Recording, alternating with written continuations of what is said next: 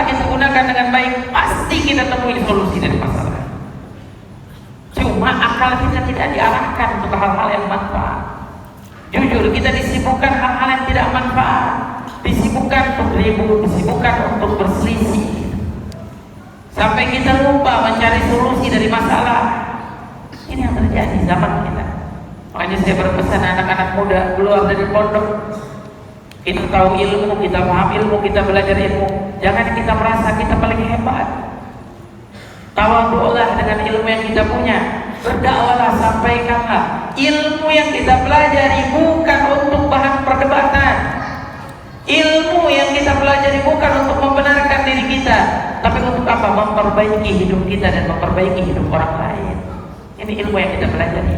Hancur kalau orang memaknakan ilmu itu hanya untuk kehebatan-kehebatan, atau untuk jabatan, atau untuk perdebatan. Hancur ilmu. Orang-orang soleh mencari ilmu bukan untuk itu, tapi mencari ilmu untuk memperbaiki keadaan. Ayo. Akhirnya saya ajak, ayo coba mulai sekarang. Akal kita gunakan dengan baik. Cari solusi dari setiap masalah. Apa yang bisa lakukan. Saya santri saya ajarin nanam.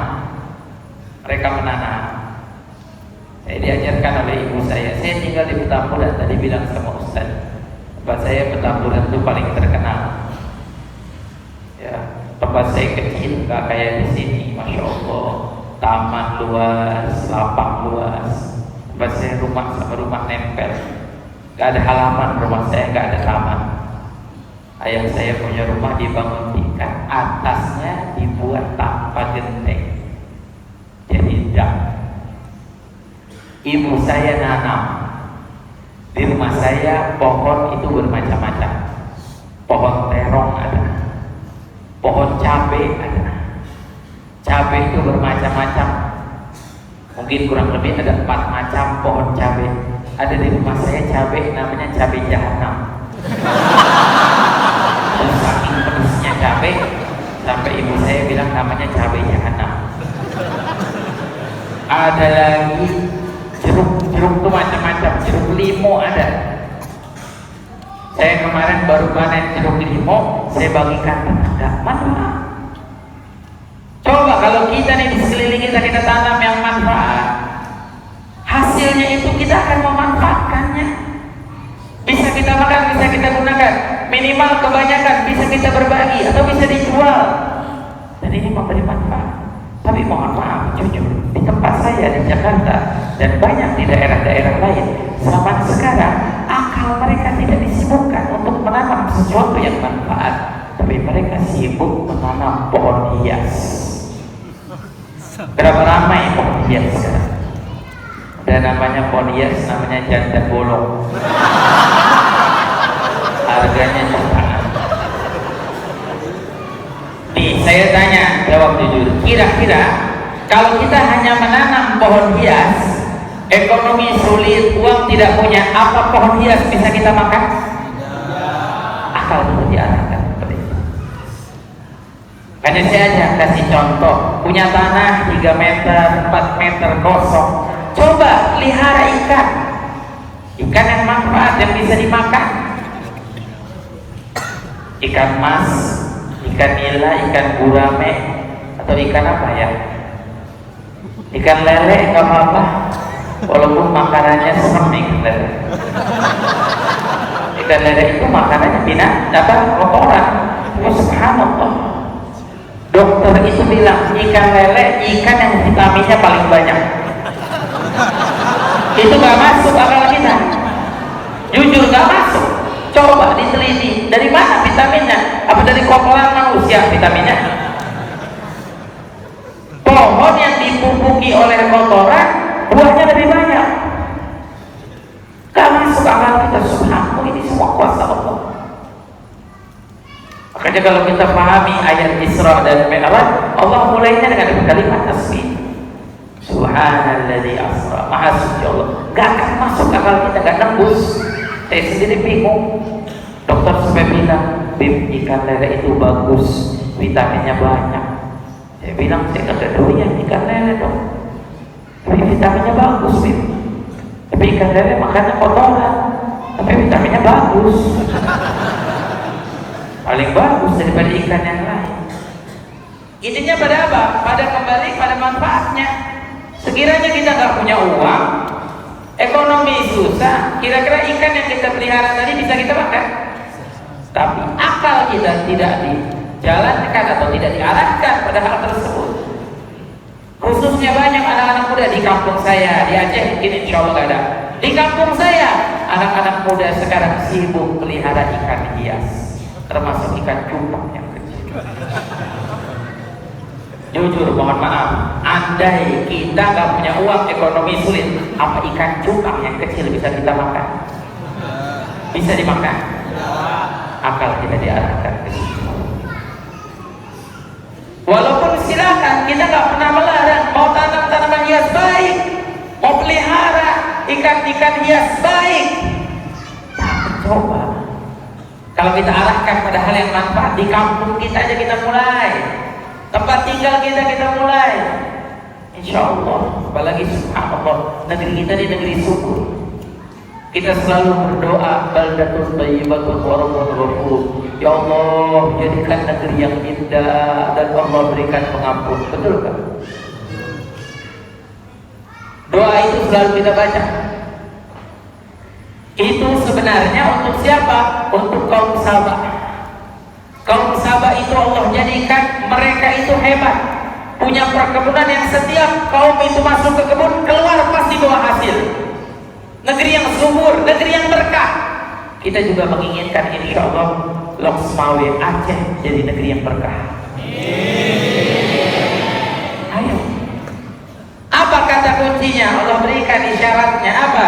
Jannatan an yamin wa shimal. Surga di kanan dan kiri.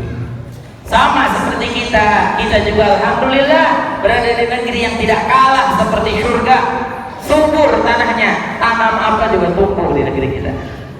Coba sayangnya akal kita tidak diarahkan pada hal-hal yang seperti ini yang memberikan manfaat.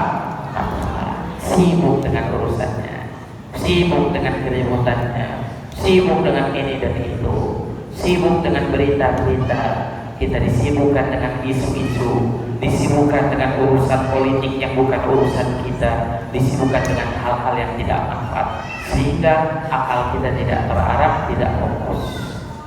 Makanya saya pesan, ayo anak-anak muda khususnya, cari keahlian.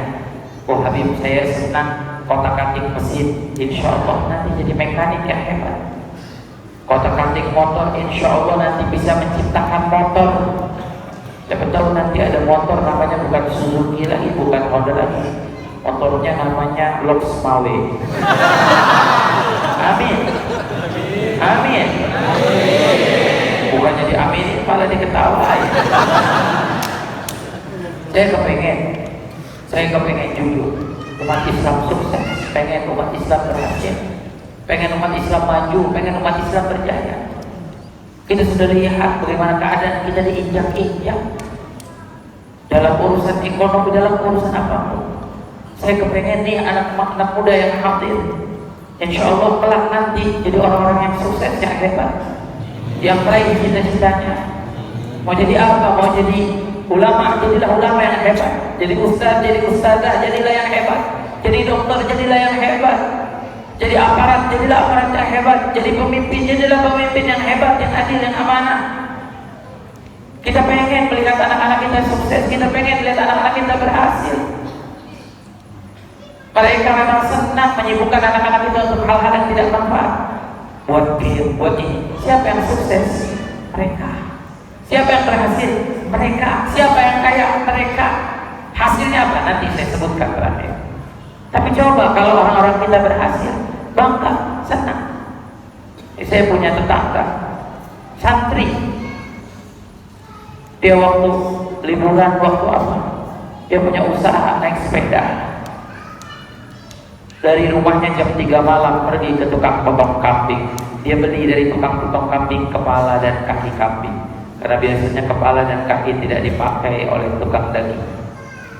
Dia pergi dari bawah kepala pakai karung dengan sepedanya, pergi ke tukang sop, pergi ke restoran, dia tawarkan, dia jual, ambil untung 1.000, 2.000, 3.000. Tapi karena penuh semangat, punya kreativitas, akal yang digunakan, subhanallah, SMA lulus, dia sudah punya mobil sendiri tanpa minta kepada siapapun, hasil dari usahanya sendiri. Kita juga pengen anak-anak kita kelak jadi orang-orang yang sukses, orang-orang yang berhasil. Saya punya kawan, masya Allah, dari kecil gak pernah jajan. Setiap dikasih uang jajan oleh orang tuanya disimpan. Karena paham makan, setiap hari makan. Jajan gak pernah jajan. umur SMA, umur dia belasan tahun, dia sudah buka usaha sendiri. Jualan roti kebab, jualan ini, jualan itu. Subhanallah, sekarang dia kuliah mahasiswa, sudah punya rumah sendiri, punya mobil sendiri, punya 3 unit usaha sendiri. Kita pengen dong nanti santri-santri kita jadi orang-orang yang sukses, yang berhasil, insya Allah. Hasilnya apa? Hasilnya kalau kita sukses, kita berhasil. Nanti kalau ada kesulitan yang dihadapi oleh kaum muslimin, kita semua sama-sama turun tangan. Bukan mustahil ada bencana di sana sini, kita yang bantu. Tapi sekarang gimana kita mau bantu kalau kitanya juga susah? Kitanya gak berhasil, kitanya gak sukses. Makanya jujur, ini saya berbicara seperti ini hanya ingin menanamkan inspirasi di hati para masyarakat, para jamaah, para santri. Saya punya teman dulu belajar di Yaman, masya Allah, akalnya digunain. Dia bilang, saya nggak punya uang buat bayar semester, buat bayar ini, bayar itu. Terus ya udah, coba saya mau buka usaha. Usaha apa? Usaha dia di Yaman jualan sambal. Orang Yaman nggak ada yang demen sambal. Mau makan sambal juga gak boleh pedas-pedas, orang Yaman. Sambalnya asam, sambal tomat. Dia jualan sambal, dia jual ke santri-santri Indonesia yang ada di Yaman. Subhanallah, sampai dia bilang, alhamdulillah Bib, uang semester kebayar, saya beli laptop. Akal digunakan. Tapi bukan saya ngajarin santri di sini nanti bisnis di pondok ya. Ini nanti keluar dari pondok, akal. Coba cari kreativitas, cari keahlian, cari kewisaan. Apa yang bisa kita lakukan? Insya Allah bawa manfaat, keberkahan untuk kita. Saya terinspirasi kemarin ada satu jamaah majelis saya, jamaah pengajian, orang miskin, orang susah. Rumahnya gubuk di Jakarta, mungkin salah satu rumah yang masih gubuk di Jakarta. Saya hadir di situ dalam majelis. Di rumahnya beberapa kali, ibunya sudah sakit, sudah kurang lebih 4 tahun yang lalu, sakit sudah lama. Tapi subhanallah kemarin, karena memang kondisinya sudah payah, dibawa ke rumah sakit dan meninggal di rumah sakit.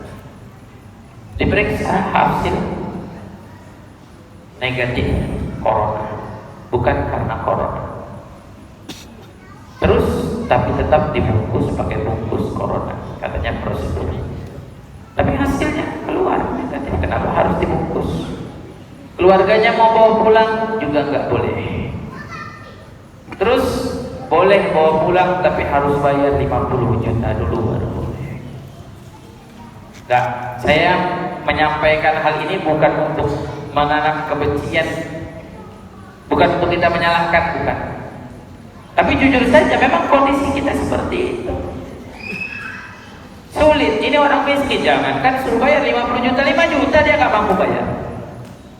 Bukan hanya 50 juta, 5 juta dia nggak mampu bayar. Saya langsung terinspirasi mikirkan, Allah, kesian orang-orang yang miskin, kesian orang-orang yang sulit. Kalau bukan kita yang bantu, siapa?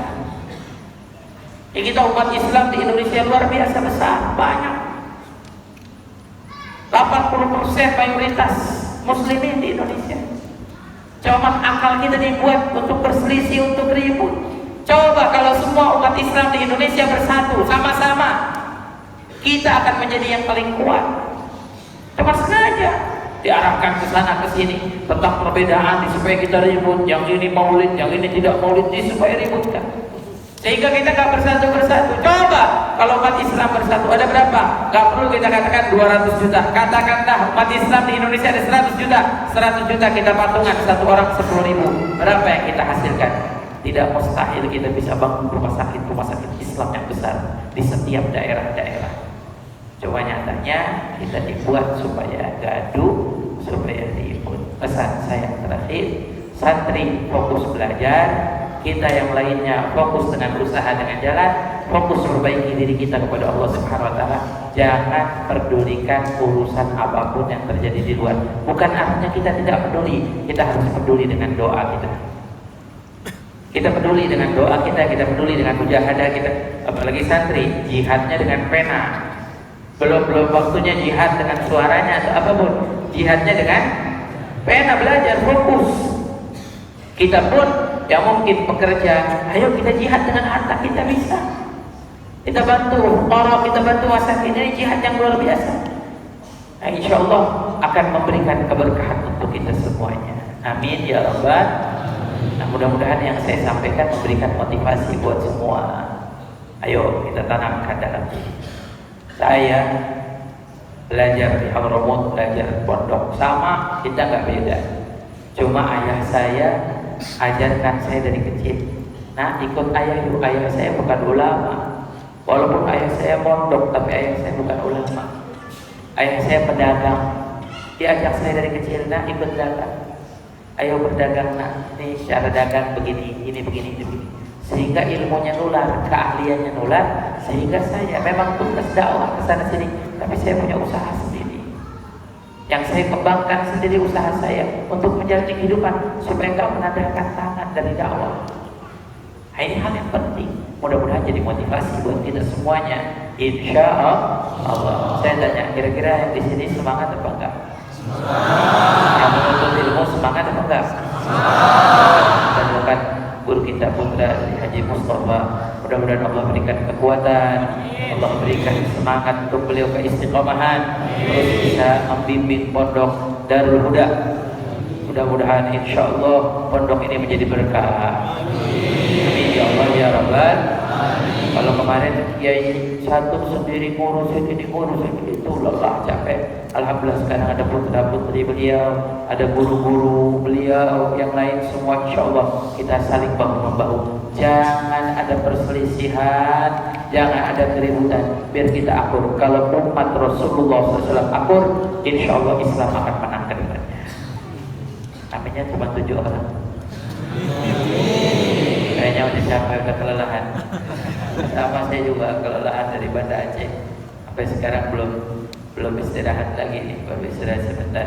Tapi mudah-mudahan jalannya jadi berkah. Ya Allah ya Rabbal. Mungkin cukup itu saja. Mudah-mudahan bermanfaat untuk kita semua. Ayo kita bacakan surat Al-Fatihah khusus untuk guru kita tercinta almarhum al-maghfurlah Haji Mustafa bin Haji Ahmad. Allah yataghashahu rahmahul maghfirah wa walidina wa walidikum wa abatina wa ammatikum wa abatil muslimin ajma'in. Allah yarhamhu wa yarhamhu wa yudhil darajatihi fil jannah wa ila hadratin Nabi Muhammadin sallallahu alaihi wasallam sirril Fatihah.